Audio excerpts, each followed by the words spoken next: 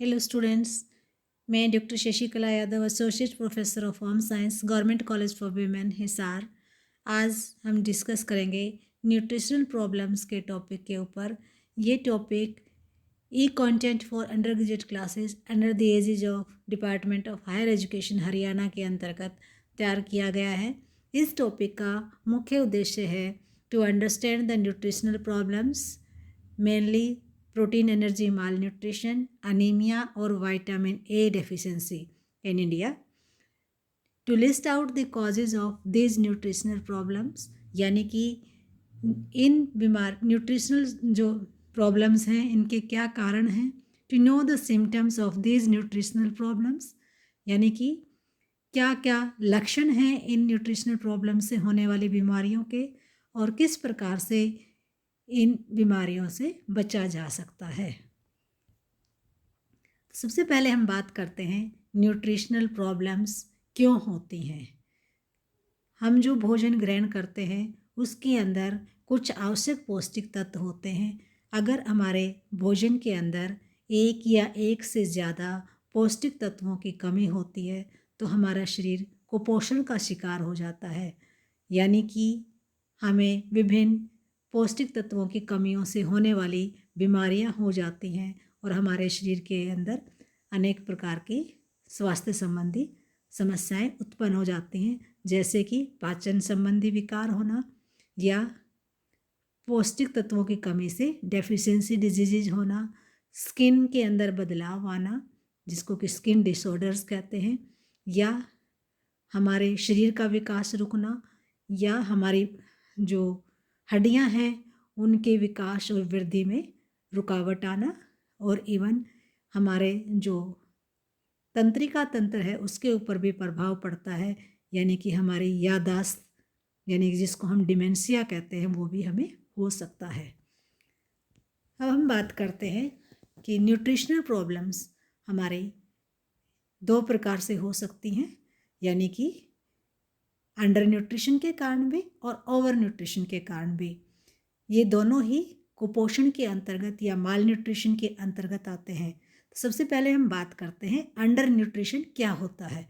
Under nutrition का मतलब है कि हमारे भोजन के अंदर एक या एक से ज़्यादा पौष्टिक तत्व, जैसे कि कोई विटामिन, खनिज लवण या प्रोटीन या ऊर्जा की कमी रहने के कारण से हमें जो बीमारियां होती हैं उनको हम अंडर न्यूट्रिशन के कारण से होने वाली बीमारियां या न्यूट्रिशनल प्रॉब्लम्स कहते हैं।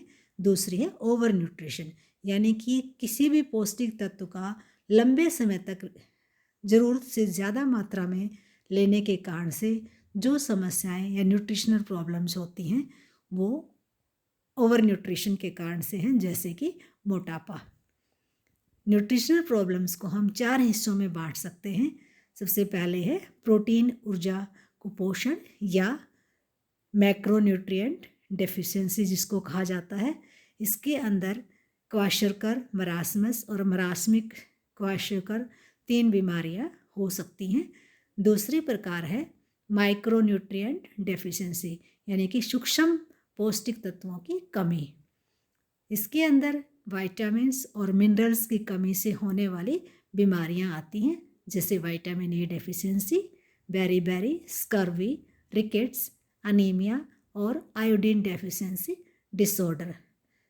नेक्स्ट है क्रॉनिक डिजीजेस, जैसे कि ओबेसिटी, डायबिटीज़, हार्ट डिजीजेस और हाइपरटेंशन या उच्च रक्तचाप। नेक्स्ट है ईटिंग डिसऑर्डर्स, अनोरेक्सिया नर्वोसा और बुलिमिया नर्वोसा। कौन व्यक्ति या किस आयु वर्ग के व्यक्ति को न्यूट्रिशनल प्रॉब्लम्स ज़्यादा होती हैं, यानी कि वल्नरेबल ग्रुप्स कौन हैं। इसके अंदर गर्भवती महिलाएं, स्तनपान करवाने वाली माताएं, शिशु, प्री स्कूल चिल्ड्रन, किशोर युवतियां और बुजुर्ग शामिल हैं। नेक्स्ट हम बात करते हैं अंडर न्यूट्रिशन के अंदर आने वाली विभिन्न बीमारियां और अंडर न्यूट्रिशन क्या है।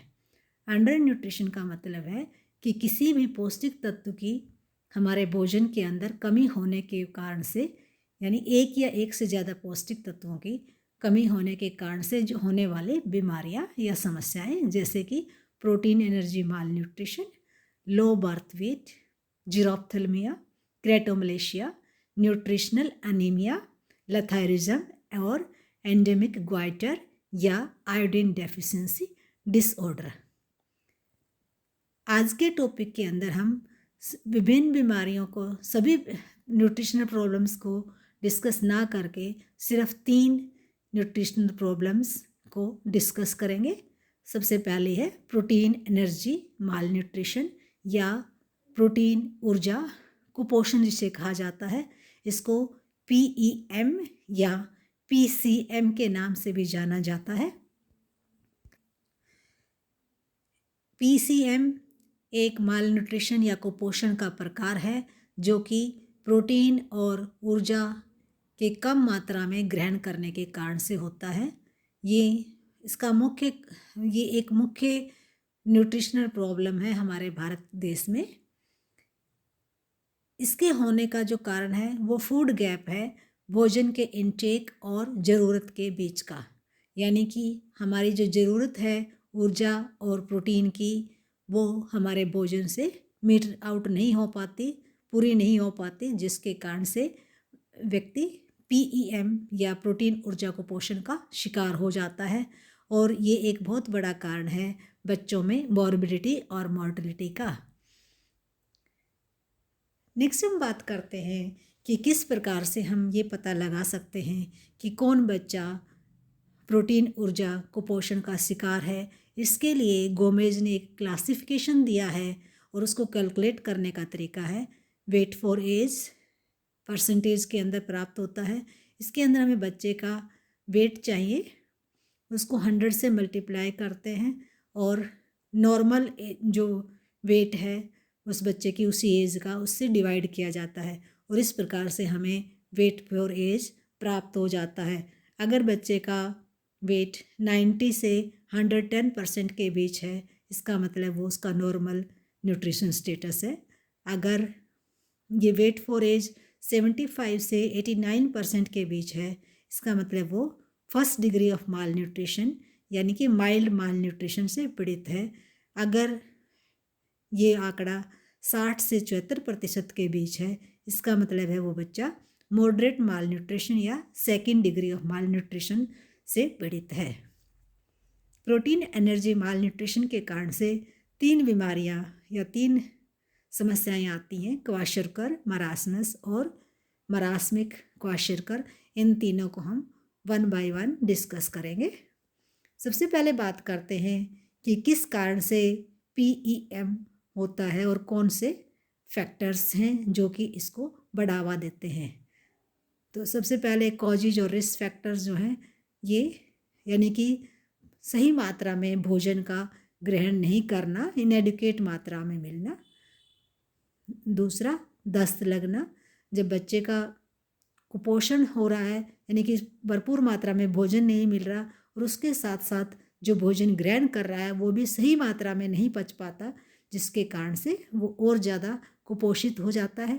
रेस्पिरेटरी इन्फेक्शंस का होना, मिजल्स का होना या आंतों में कीड़े होना, और उसके साथ साथ इन्फेंट्स और प्री स्कूल चिल्ड्रंस जो हैं वो इसके बहुत ही ज़्यादा वल्नरेबल हैं, यानी कि बहुत ज़्यादा चांसेस होते हैं इस एज में प्रोटीन एनर्जी कुपोषण होने के। इसके साथ साथ अगर बच्चा अस्वच्छ वातावरण के अंदर रह रहा है, यानी कि पूर एनवायरमेंटल हाइजीन है या लार्ज फैमिली साइज है या पुअर मैटरनल हेल्थ है, यानी कि जो महिला है उसका हेल्थ कमज़ोर है, तो उसका जो भावी पीढ़ी या संतान उत्पन्न होगी वो भी कमज़ोर होगी। फेलियर ऑफ लैक्टेशन, यानी कि माँ अपने बच्चे को दूध नहीं पिला पा रही, दूध का स्राव नहीं होने के कारण से, या दूध की जो फीडिंग है, ब्रेस्ट फीडिंग है, वो बहुत जल्दी छुड़वा देने के कारण से, या डिलेड सप्लीमेंट्री फीडिंग, यानी कि बहुत देर तक सिर्फ स्तनपान कराते रहना जिससे कि उसकी पौष्टिक आवश्यकताएं पूरी नहीं हो पाती, या स्तनपान छुड़वाने के बाद में जो गाय का दूध है उसको पतला करके बच्चे को पिलाया जाता है, तो बच्चे का पेट भर जाता है, लेकिन उसकी जो पौष्टिक आवश्यकताएं हैं वो पूरी नहीं हो पाती। ये कुछ कारक हैं प्रोटीन एनर्जी माल न्यूट्रिशन के। अब हम बात करते हैं प्रोटीन एनर्जी माल न्यूट्रिशन से होने वाली विभिन्न बीमारियों के बारे में। सबसे पहले डिस्कस करते हैं क्वाशरकर के बारे में। क्वाशरकर सबसे कॉमन और वाइड स्प्रेड न्यूट्रिशनल डिसऑर्डर है विकासशील देशों के अंदर। ये एक माल न्यूट्रिशन का एक फॉर्म है जो कि प्रोटीन की कमी से होने भोजन में होने के कारण से होता है। इस पिक्चर के अंदर ये क्लियर दिखाई दे रहा है कि जो बच्चा है उसके पेट का आकार काफ़ी नॉर्मल बच्चे से बड़ा हुआ है, और उसके साथ साथ उसका चेहरा भी काफ़ी बड़ा यानी कि मून फेस बच्चा है, और उसके बाल भी काफ़ी रूखे पतले और खड़े हुए हैं, यानी कि प्रोटीन की कमी के कारण से बच्चे के जो शारीरिक संरचना है उसमें बदलाव आ जाता है। नेक्स्ट जो बीमारी है वो है मरासमस। ये माल न्यूट्रिशन की एक सीवियर फॉर्म है जिसमें कि बहुत ही ज़्यादा वसा मसल्स और दूसरे टिश्यूज़ का नुकसान शरीर के अंदर हो जाता है, यानी कि बच्चा सीवियरली कुपोषित है। उसको प्रोटीन और ऊर्जा दोनों की कमी होने के कारण से उसका जो बॉडी मास है वो काफ़ी कम हो जाता है, और शरीर एक तरह से हड्डियों का ढांचा मात्र दिखता है। इसके अंदर कुछ मात्रा में विटामिन्स की भी कमी हो जाती है प्रोटीन ऊर्जा के साथ साथ, और बच्चा बहुत ही सीरियस फॉर्म में दिखाई देता है। नेक्स्ट है मरासमिक क्वाशरकर। इसके अंदर प्रोटीन और ऊर्जा की कमी होने के कारण से बच्चे के अंदर दोनों मरासमस और क्वाशरकर दोनों बीमारियों के लक्षण दिखाई देते हैं। इसमें सीवियर टिश्यू वेस्टिंग होती है, डिहाइड्रेशन होता है, बार बार लूज मोशन आने के कारण से शरीर में पानी की कमी हो जाती है, लॉस ऑफ सबकुटेनियस फैट, बच्चा बहुत ही सुस्त हो जाता है और उसकी जो शारीरिक ग्रोथ है वो भी कम हो जाती है। अब हम बात करते हैं क्वाशियरकर और मरासमस के अंतर की कि क्या इन दोनों के अंदर डिफरेंस है। क्वाशरकर एक्यूट इलनेस है, infection, measles, age, trauma, sepsis कुछ इसके कारण हैं, जबकि मरासमस सीवियर प्रोलॉन्ग्ड स्टारवेशन या क्रोनिक या रीअकरिंग जो इन्फेक्शंस हैं उनके कारण से होता है। क्वाशरकर मेनली प्रोटीन की कमी के कारण से होता है, जबकि मरासमस प्रोटीन और ऊर्जा दोनों पौष्टिक तत्वों की कमी के कारण से होता है। आमतौर पर क्वाशरकर 1.5 साल से 3 साल के बच्चे के अंदर होता है, जबकि मरासमस 6 महीने से 2 साल के बच्चे के अंदर होता है। क्वाशरकर में जो ऑनसेट है वो काफ़ी रैपिड और एक्यूट है, जबकि मरासमस का जो ऑनसेट है वो क्रॉनिक और स्लो है। क्वाशरकर के अंदर वेट लॉस होता है लेकिन वो कम एक्सटेंट तक होता है, बच्चा हेल्दी दिखाई देता है वो क्योंकि बच्चे के शरीर के अंदर जल का जमाव हो जाता है जिसे कि अडीमा कहते हैं, जबकि मरासमस के अंदर जो वेट लॉस है वो बहुत ज़्यादा होता है, 40% तक लगभग शरीर का वजन कम हो जाता है, और इसके अंदर जो मोर्टलिटी है क्वाशरकर में वो बहुत ज़्यादा होती है, लेकिन मरासमस में मोर्टलिटी कम होती है अगर और सीरियस बीमारियां मरासमस के साथ नहीं है तो। इस ग्राफिक प्रेजेंटेशन के माध्यम से दिखाया गया है कि किस प्रकार से ये प्रोटीन एनर्जी माल न्यूट्रिशन होता है। बच्चे का जन्म के बाद उसको ब्रेस्ट फीडिंग की जाती है। ये कहा जाता है कि बच्चे को लगभग 6 महीने तक एक्सक्लूसिव ब्रेस्ट फीडिंग करानी चाहिए। उसके बाद अगर बच्चे को अब्रप्ट या अचानक से अर्ली अब्रप्ट वीनिंग कर दी जाती है, यानी कि उसका जो दूध पिलवाना है वो छुड़वा दिया जाता है एकदम से, और उसके बाद उसको जो फार्मूलास दिए जाते हैं उनमें पानी की मात्रा ज़्यादा होती है और अनहाइजीनिक कंडीशंस के अंदर वो भोजन तैयार किया जाता है, जिसके कारण से उस बच्चे के अंदर बार बार इन्फेक्शंस होने लग जाते हैं, यानी कि उसको लूज मोशंस होने शुरू हो जाते हैं, और उसके कारण से लूज मोशन होने के कारण से वो भोजन को पचा नहीं पाता, यानी कि स्टारवेशन थेरेपी होने के कारण से उसको वो मरासमस या मरासमी क्वाशरकर का शिकार हो जाता है। जबकि दूसरी तरफ अगर हम बात करें कि ब्रेस्ट फीडिंग के बाद बच्चे को लंबे समय तक लेट ग्रेजुअल वीनिंग किया जाता है, यानी कि वीनिंग प्रॉपरली नहीं किया जाता, बहुत लंबे समय तक उसको सिर्फ ब्रेस्ट फीड दिया जा रहा है, और उसके बाद जब उसको वीनिंग की जाती है तो उसको स्टार्ची डाइट दी जाती है, जैसे कि आलू या केला वगैरह दिया जाता है उसको। उसके साथ साथ उसको एक्यूट इन्फेक्शंस हो जाते हैं, क्योंकि जो वीनिंग फूड्स दिए जा रहे हैं वो उसको सही प्रकार से नहीं पच पाते कमज़ोरी होने के कारण से, तो उसको डायरिया वगैरह हो जाता है, जिससे कि वो क्वाशरकर का शिकार हो जाता है। क्योंकि जो स्टार्ची भोजन दिए जा रहे हैं उसका पेट भर रहा है, ऊर्जा की रिक्वायरमेंट तो पूरी हो रही है, लेकिन प्रोटीन की ऊर्जा रिक्वायरमेंट पूरी नहीं होने के कारण से वो क्वाशरकर से पीड़ित हो जाता है। नेक्स्ट हम कंपेयर करते हैं क्वाशरकर और मरासमस के क्लिनिकल फीचर्स के बारे में। अगर हम क्लिनिकली बात करें तो क्वाशरकर के अंदर जो बच्चा है वो एडिमा से पीड़ित होता है, पोर्ट बेली होती है, उसकी स्वोलन लेग्स है, जबकि मरासमस में एडिमा नहीं होता। क्वाशरकर के अंदर माइल्ड से मॉडरेट विकास दर है, उसमें वृद्धि रुक जाती है, और इसके अंदर वेट जो है वो बहुत ज़्यादा कम नहीं होता। एडिमा के कारण से पानी की रिटेंशन शरीर में हो जाती है, जिससे कि वज़न बहुत ज़्यादा कम नहीं होता। जो लो सबक्यूटेनियस फैट है वो कम हो जाता है। मसल्स एट्रोफी होती है, यानी कि मसल्स की वेस्टेज हो जाती है इसमें। बच्चे का चेहरा एकदम से चंद्रमा के आकार का, यानी कि गोल चेहरा हो जाता है। स्किन ड्राई और फ्लैकिंग और पीलिंग होती है। बाल बहुत ही रूखे, पतले और बहुत आसानी से टूटने वाले हो जाते हैं। इसके अंदर एनलार्ज लीवर हो जाता है, यानी कि जो लीवर है उसका साइज बढ़ जाता है, फैटी लीवर हो जाता है, जिसके कारण से बच्चे को पोर्ट बेली यानी कि उसके पेट का आकार बढ़ जाता है। क्वाशर के कारण से एनीमिया, डायरिया और इन्फेक्शन आदि हो जाते हैं। नेक्स्ट हम बात करते हैं मरासमस की। इसके अंदर भी एडिमा नहीं है, लेकिन वजन का जो कमी है वो लगभग 40% तक हो सकती है। इसमें ग्रोथ फेलियर बहुत ही ज़्यादा सीवियर है, और सीवियर एमेसिएशन है, यानी कि जो मसल्स का लॉस है, मसल मास का लॉस है, वो बहुत ज़्यादा होता है। और इसके साथ साथ इसमें जो सबक्यूटेनियस फैट है, वसा है, वो भी बहुत ज़्यादा नुकसान होता है उसका। मस्कुलर एस्ट्रोफी भी बहुत ज़्यादा सीवियर है।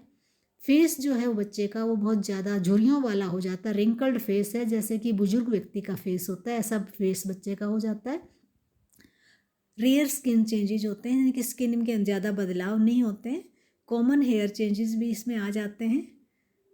लीवर का साइज हल्का सा बढ़ता है, जबकि क्वाशरकर में ज़्यादा साइज बढ़ता है। मरासमस में भी अनीमिया, डायरिया और इन्फेक्शन का शिकार बच्चा हो जाता है। मरासमस के अंदर जो आँखें हैं वो बच्चे की बिल्कुल घूरते भी आँखें दिखाई देती हैं। नेक्स्ट हम बात करते हैं कि किस प्रकार से प्रोटीन एनर्जी माल न्यूट्रिशन की जो समस्या है, कुपोषण की समस्या है, उससे बचा जा सकता है। तो सबसे पहले बच्चा आमतौर पर डायरिया से पीड़ित होता है तो ओरल रिहाइड्रेशन थेरेपी की ज़रूरत होती है, ताकि उसके शरीर में पानी की कमी को पूरा किया जा सके। इसके साथ साथ एक्सक्लूसिव ब्रेस्ट फीडिंग 6 महीने तक होनी चाहिए, और उसके बाद सप्लीमेंट्री फूड्स जो हैं वो इंट्रोड्यूस करने चाहिए ब्रेस्ट फीडिंग के साथ साथ। इम्यूनाइजेशन भी बच्चे का प्रॉपर होना चाहिए। न्यूट्रिशनल सप्लीमेंट्स भी बच्चे को दिए जाने चाहिए, और साथ साथ अर्ली डायग्नोसिस और ट्रीटमेंट होना चाहिए, क्योंकि जितनी जल्दी बीमारी का हमें पता चलेगा और उसका ट्रीटमेंट किया जाएगा तो वो उतनी ही कम नुकसान शरीर के अंदर होएगा। नेक्स्ट है promotion and correction of feeding practices. जो बच्चे को वीनिंग करने की प्रैक्टिसेस हैं, स्तनपान की प्रैक्टिसेस हैं, उनके बारे में सही जानकारी माताओं को देने की ज़रूरत है। फैमिली प्लानिंग और बर्थ स्पेसिंग के बीच में प्रॉपर गैप होना भी ज़रूरी है, क्योंकि आमतौर पर पहला बच्चा बहुत छोटा है, और जब माता बहुत जल्दी गर्भवती हो जाती है तो बच्चे की हेल्थ इश्यूज डेवलप होते हैं। उसके साथ साथ पीरियोडिक सर्विलेंस और न्यूट्रिशनल रिहैबिलिटेशन की ज़रूरत होती है प्रोटीन एनर्जी कुपोषण को दूर करने के लिए। नेक्स्ट जो न्यूट्रिशनल प्रॉब्लम है जिसको आज हम डिस्कस करेंगे वो है न्यूट्रिशनल अनीमिया, यानी कि भोजन के से होने वाला अनीमिया या रक्तहीनता। अनीमिया एक प्रकार की कंडीशन है जिसमें कि हीमोग्लोबिन का स्तर सामान्य से कम हो जाता है। अगर हम बात करें हीमोग्लोबिन की, तो हीमोग्लोबिन हमारे शरीर के लिए बहुत ही आवश्यक तत्व है, जो कि हीम और ग्लोबिन दो तत्वों से मिलाकर बना हुआ है। इसके अंदर जो हीम है वो आयरन है और ग्लोबिन प्रोटीन है, यानी कि प्रोटीन और आयरन दो तत्वों से मिलकर के हीमोग्लोबिन बनता है। और हीमोग्लोबिन का हमारे शरीर के अंदर मुख्य कार्य शरीर में ऑक्सीजन और कार्बन डाइऑक्साइड को पहुँचाने का है, यानी कि हमारे शरीर में जो ऑक्सीजन हम ग्रहण करते हैं श्वसन क्रिया के माध्यम से, जो ऑक्सीजन फेफड़ों में जाती है, उस ऑक्सीजन को हीमोग्लोबिन के माध्यम से पूरे शरीर में पहुंचाया जाता है और पूरे शरीर से कार्बन डाइऑक्साइड को हीमोग्लोबिन लेकर के हमारे फेफड़ों तक लेकर आता है। यानी कि पूरे शरीर को ऑक्सीजन प्रदान करना और कार्बन डाइऑक्साइड को निष्कासित करने में हीमोग्लोबिन का अहम रोल है। अगर हमारे शरीर में हीमोग्लोबिन की कमी हो जाती है तो उसके कारण से हमारा जो ऑक्सीजन शरीर में पहुंचाने की जो क्रिया है उसमें का प्रभाव पड़ता है। हम अनीमिया जो है वो आमतौर पर आयरन, फोलिक एसिड और विटामिन B12 की कमी के कारण से होता है। अनीमिया संसार के अंदर दूसरा मुख्य कारण है डिसेबिलिटी का और एक बहुत ही serious global public health problem है और आमतौर पर हमारे देश में तो बहुत ही ज़्यादा सीरियस कंडीशन है। अनीमिया का मुख्य कारण जो है वो आयरन डेफिशिएंसी है, यानी कि लौह तत्वों की हमारे भोजन के अंदर कमी होने के कारण से अनीमिया होता है। अन्य कारण इसके हैं फोलेट, विटामिन B12 या विटामिन C की हमारे आहार के अंदर कमी होना, या क्रोनिक इन्फ्लेमेशन या पैरासिटिक इन्फेक्शन या इनहेरिटेड डिसऑर्डर्स भी हो सकते हैं अनीमिया का कारक। नेक्स्ट जो न्यूट्रिशनल अनीमियाज हैं वो हमारे आयरन डेफिशिएंसी के कारण से हो सकता है, जिसको कि माइक्रोसिटिक हाइपोक्रोमिक अनीमिया कहा जाता है। माइक्रोसिटिक हाइपोक्रोमिक अनीमिया के अंदर जो हमारे लौह तत्व है उसकी कमी होने के कारण से हीमोग्लोबिन का निर्माण सही प्रकार से नहीं हो पाता और हमारी लाल रक्त कणिकाएं हैं उनका जो रंग है वो हल्का लाल हो जाता है और उनका आकार सामान्य से छोटा होता है, इसलिए उनको माइक्रोसिटिक और हाइपोक्रोमिक कहा जाता है। इसकी कमी को दूर करने के लिए हमारे भोजन के अंदर लौह तत्वों की मात्रा भरपूर होनी चाहिए और उसके साथ साथ विटामिन C भी हमारे आहार में होना चाहिए, क्योंकि विटामिन C लोहे का अवशोषण को बढ़ाने का काम करता है। नेक्स्ट है B12 डेफिशिएंसी अनीमिया, जिसको कि मैक्रोसिटिक मेगलोब्लास्टिक अनीमिया भी कहते हैं, और फोलिक एसिड डेफिशिएंसी अनीमिया, इसको भी मैक्रोसिटिक मेगलोब्लास्टिक अनीमिया कहा जाता है। इसके अंदर जो हमारे लाल रक्त कण हैं उनका आकार अनियमित और सामान्य से बड़ा होता है, इसीलिए उनको मेगलोब्लास्ट कहा जाता है। और इसके अंदर फोलिक एसिड और B12 की कमी के कारण से हमारी जो लाल रक्त कणिकाएँ RBCs हैं वो पूरी तरह से मैच्योर नहीं हो पाती हैं और उनकी संख्या में कमी हो जाती है। इसी कारण से जो रक्तहीनता में रक्त कण जो हमारे हैं वो अपरिपक्व, कमज़ोर और आकार में बढ़े और जल्दी नष्ट होने वाले होते हैं। विटामिन C की कमी से या आयोडीन की कमी से भी लाल रक्त कणों की संख्या कम हो जाती है। ऐसी स्थिति में आहार में विटामिन C का मात्रा बढ़ाने से उपचार संभव हो सकता है। नेक्स्ट हम बात करते हैं लक्षणों की। एनीमिया या रक्तहीनता के लक्षण, इसके अंदर हमारे जो नाखून हैं वो ब्रिटल हो जाते हैं, बहुत ही जल्दी थकान होने लग जाती है, चेस्ट पेन होना, सिर दर्द होना, आँखों का पीलापन होना, स्प्लीन का बढ़ जाना, हाथ पैरों का ठंडा होना, बहुत जल्दी जल्दी इन्फेक्शन का शिकार होना, सांस का फूलना और जीभ में स्वेलिंग आना या जीभ की शोरनेस होना, ये कुछ सामान्य लक्षण हैं जो कि अनीमिया से पीड़ित व्यक्ति के अंदर दिखाई देते हैं। इसके साथ साथ दिल की धड़कन भी बढ़ जाती है, जिससे कि सीने में दर्द होता है। हमारे शरीर के अंदर लोहे का भंडार कम होने लग जाता है और हमारा जो रक्त का गाढ़ापन है उसमें भी कमी आती है और प्लाज्मा में लोहे की मात्रा कम होने के कारण से हमारे रंग का जो ब्लड का रंग है वो भी हल्का पड़ जाता है। ये कुछ गुप्त लक्षण हैं जो कि हमें दिखाई नहीं देते हैं। जो पहले बताए गए लक्षण हैं ये व्यक्त लक्षण हैं जो कि दिखाई देते हैं। नेक्स्ट हम बात करते हैं कुछ और लक्षणों की जो कि आमतौर पर कम होते हैं। इसमें पिका ईटिंग हैबिट डेवलप होना, यानी कि अनयूजुअल क्रेविंग होती है नॉन न्यूट्रिटिव सब्सटेंसेस के लिए, जैसे कि चाक है, डर्ट है, पेंट है या स्टार्च है, इन सब को खाने की अनीमिया से पीड़ित व्यक्ति की इच्छा होती है। और इसके साथ साथ कई बारी कुछ आयरन डेफिशिएंट एनीमिया के अंदर उस व्यक्ति की इच्छा होती है कि वो अपनी लेग्स को हिलाता रहे। इसको बोलते हैं रेस्टलेस लेग सिंड्रोम।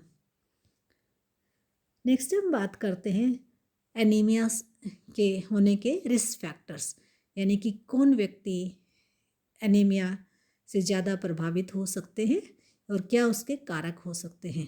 सबसे पहले बात करते हैं हम डेमोग्राफिक फैक्टर्स की, यानी कि एज संबंधी फैक्टर्स। इसके अंदर जो एल्डरली व्यक्ति हैं, इन्फेंट्स हैं, टीनेज या प्रेग्नेंट और लैक्टेटिंग मदर्स बहुत ही ज़्यादा वल्नरेबल माने जाते हैं न्यूट्रिशनल अनीमिया के लिए।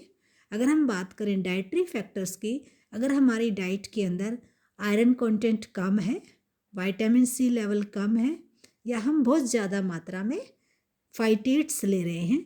फाइटेट्स को एंटी न्यूट्रिशनल फैक्टर्स माना जाता है क्योंकि फाइटेट्स आयरन के अवशोषण में बाधा डालते हैं। इसी तरह से अगर कोई व्यक्ति बहुत ज़्यादा मात्रा में चाय या कॉफ़ी का सेवन कर रहा है या फैट डाइट ग्रहण कर रहा है तो उसको भी एनीमिया होने के चांसेस बढ़ जाते हैं। नेक्स्ट हम बात करते हैं सोशल और फिजिकल फैक्टर्स।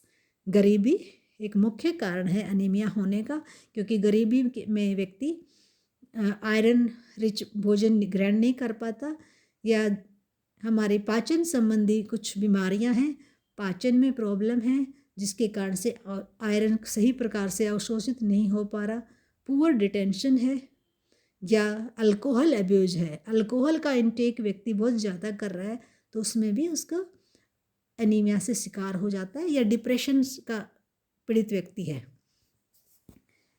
अब हम बात करते हैं कि किस मात्रा में हीमोग्लोबिन अगर हमारे शरीर के अंदर है तो उसको हम अनीमिया से पीड़ित मानेंगे।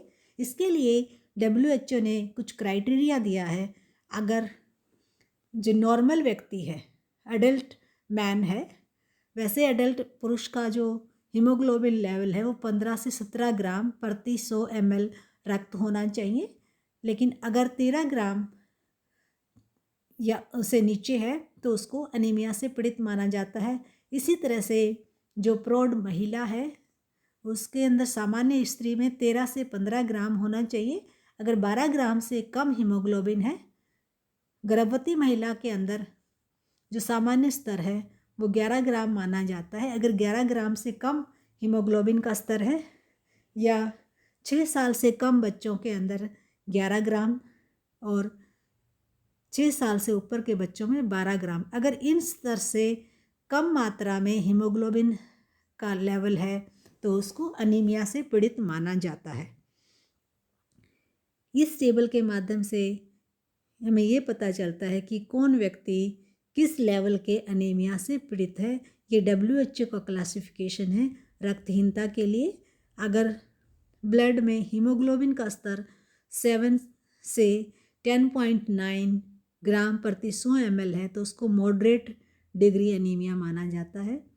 अगर 4 से 6.9 मिलीग्राम प्रति 100 ml है तो सीवियर एनीमिया माना जाता है, और अगर 4 से भी कम हीमोग्लोबिन का स्तर है तो उसको वेरी सीवियर की कैटेगरी में रखा जाता है।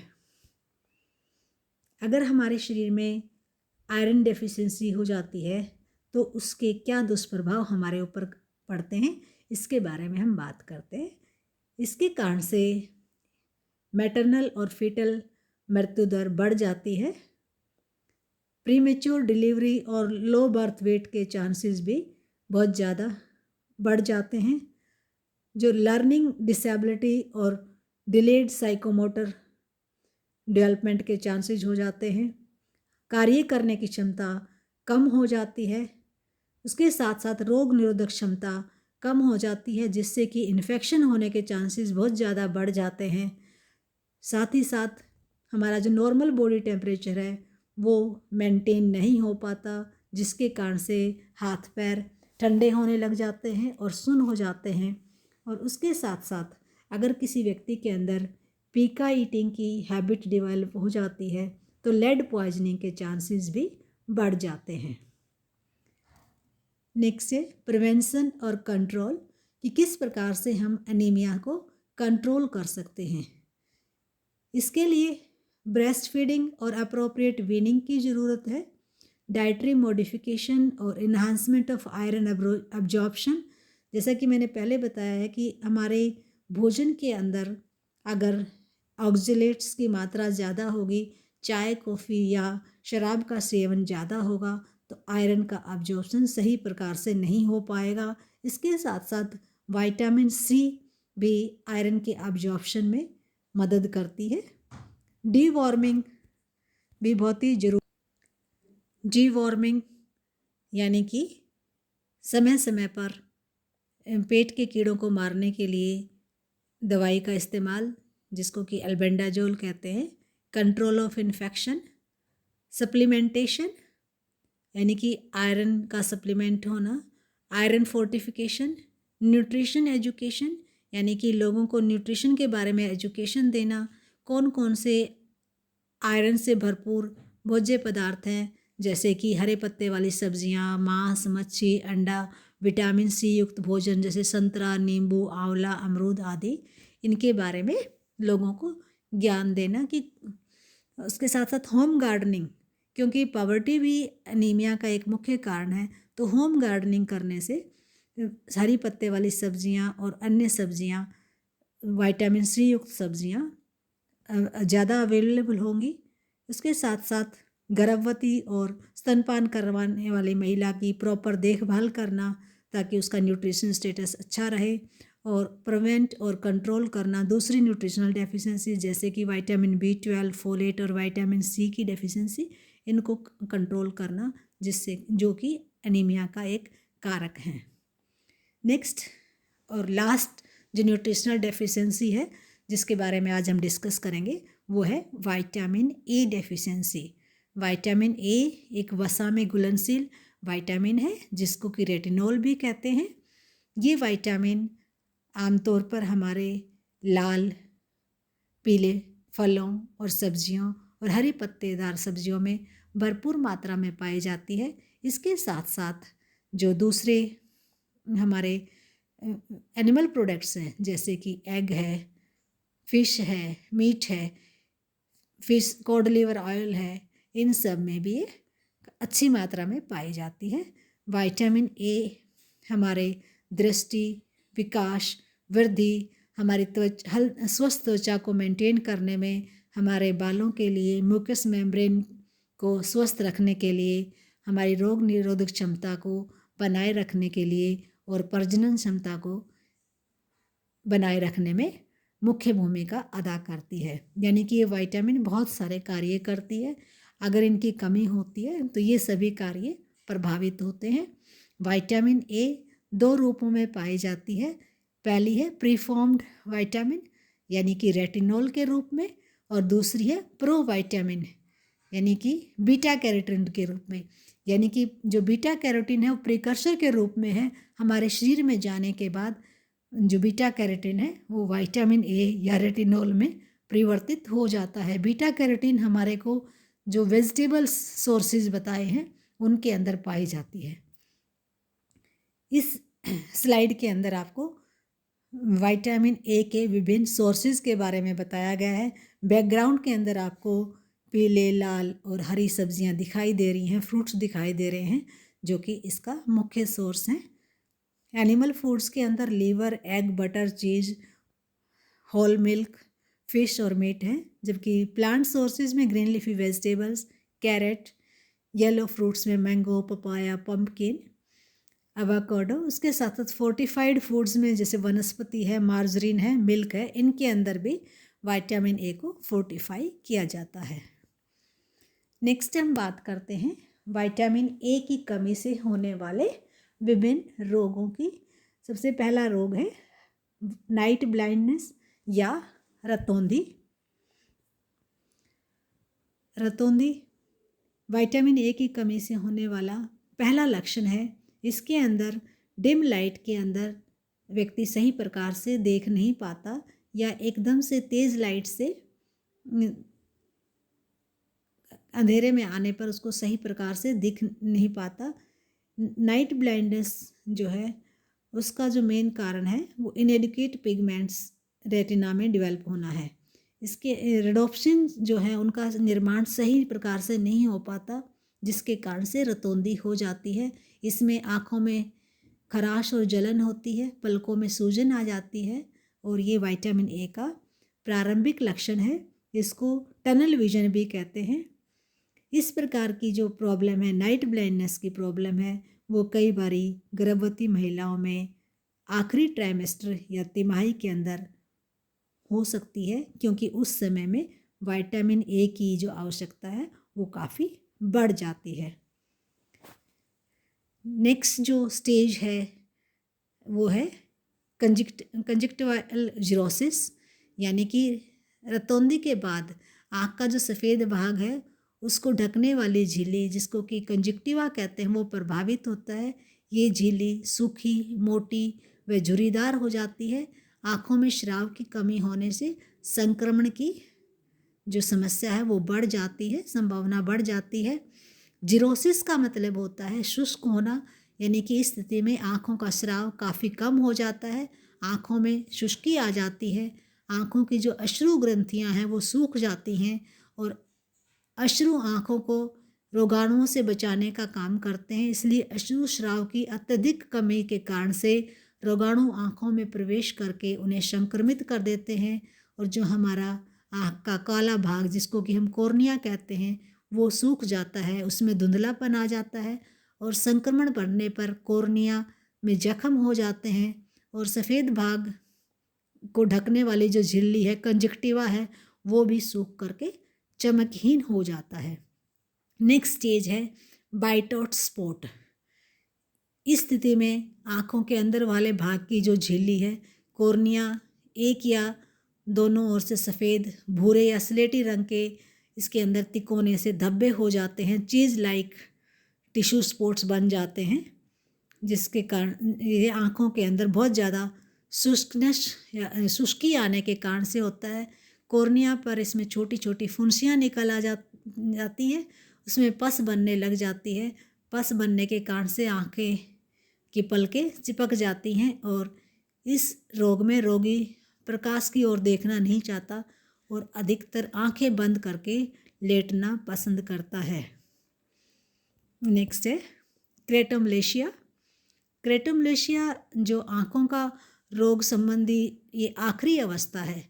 इस स्थिति में कॉर्निया के तंतुओं में टूट फूट होने लग जाती है, कॉर्निया पारदर्शी नहीं रहता, रक्त वाहिनियाँ पूरी कॉर्निया को घेर लेती हैं और हमारी जो ब्लड कैपिलरीज हैं उनके कारण कॉर्निया लाल और सूजा हुआ हो जाता है। कॉर्निया में घाव होने से उसमें बैक्टीरिया या जीवाणु पनपने लग जाते हैं और इन्फेक्शन के कारण से कॉर्निया को नष्ट कर देते हैं। इससे आँखों की रोशनी समाप्त हो जाती है। भारत के अंदर हर वर्ष लाखों बच्चे विटामिन ए की कमी के कारण से अंधापन का शिकार हो जाते हैं। विटामिन ए की हीनता दूर करने के लिए बच्चों को मछली के तेल की बूंदें देनी चाहिए या विटामिन ए के टीके भी लगाए जाते हैं। जो क्रेटेमिलेशिया है ये लास्ट स्टेज है। इसके बाद में जो जो लक्षण है विटामिन ए कमी के उनको रिवर्स नहीं किया जा सकता। नेक्स्ट है कुछ अन्य लक्षण हैं विटामिन ए की कमी के, जैसे कि त्वचा संबंधी रोग। विटामिन ए की कमी से जो स्वेट ग्लैंड्स हैं वो ठीक प्रकार से कार्य नहीं कर पाती और हमारी जो म्यूकस मेम्ब्रेन है वो भी सही प्रकार से कार्य नहीं कर पाती। नेक्स्ट है हिपैटिक डिसफंक्शंस, यानी कि हमारा जो लीवर है वो भी सही प्रकार से कार्य नहीं कर पाता। Headache, drowsiness, piling of skin about the mouth and elsewhere और फॉलिकुलर हाइपरकेरेटोसिस, यानी कि हमारी जो त्वचा है वो बिल्कुल ही कांतिहीन हो जाती है। नेक्स्ट है विटामिन ए की कमी के कारण, यानी कि किन कारकों के कारण से विटामिन ए की कमी हमारे शरीर में होती है। इसका मुख्य कारण है विटामिन ए का हमारे भोजन में सही प्रकार से समावेश नहीं होना, यानी कि इनएडिक्वेट कंजम्पशन। दूसरी प्रॉब्लम जो हमारी होती है वो प्रॉब्लम ऑफ अब्जॉर्प्शन, यानी कि किन्हीं कारणों से, जैसे कि फैट माल अब्जॉर्प्शन हो रहा है, सिस्टिक फाइब्रोसिस, कोलेस्टेटिक लीवर डिजीज़ या स्मॉल बाउल क्रॉन्स या पेनक्रियाटिक इनसफिशिएंसी के कारण से प्रोटीन जो विटामिन ए है उसका सही प्रकार से अब्जॉर्प्शन नहीं होने के कारण से, या जो विटामिन ए है वो कन्वर्जन नहीं हो पा रहा, क्योंकि हमारे जो वेजिटेरियन डाइट है उसमें विटामिन ए आमतौर पर बीटा कैरोटीन के रूप में ली जाती है, जो कि हमारे शरीर में जाकर के रेटिनोल में बदलती है। अगर कन्वर्जन में प्रॉब्लम है या विटामिन ए के इस्तेमाल में प्रॉब्लम है तो भी विटामिन ए की कमी हमारे शरीर में हो जाती है। या बार बार इन्फेक्शन हो रहा है, जैसे कि मिजल्स या डायरिया हो रहा है, इन बीमारियों में भी विटामिन ए की कमी हो जाती है।